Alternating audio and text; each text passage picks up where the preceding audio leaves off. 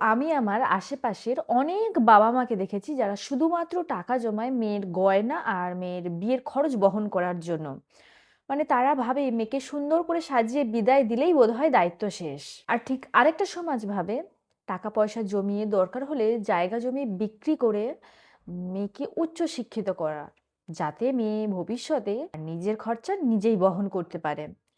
এই ২ ধারণার মাঝখানে মেয়েদের জীবনটা শেষ হয়ে যায়। অনেকে বলবে কোন বাবা-মা চায় না তার মেয়েটার ভালো হোক? হ্যাঁ, চায়। সত্যিটা অনেক গভীরে। আসলে বাবা-মা চায় যে তার মেয়েটা যতটা তাড়াতাড়ি সম্ভব তার মাথার দায়িত্ব থেকে সরে যাক। মেয়েকে বাড়িতে রাখা মানে খরচ, চিন্তা, সমাজের প্রশ্ন। আর বিয়ে মানে এই সব চিন্তা অন্যের ঘাড়ে তুলে দেওয়া। এটা ভালোবাসা না, এটা সিস্টেম। আর এই সিস্টেমেই অনেক মেয়ে পড়াশুনো শেষ করার আগেই নিজের ভবিষ্যৎ হারিয়ে ফেলে। ক্যারিয়ার না গড়ে অ্যাডজাস্টমেন্ট শিখে যায়। আর যখন জীবন অনেক কঠিন হয়ে যায়, যখন সব কুল ভেঙে যায়, তখন সমাজই বলে দেয় মেয়েটা নিজেই পারেনি। তো ডিয়ার গার্লস, বি কেয়ারফুল।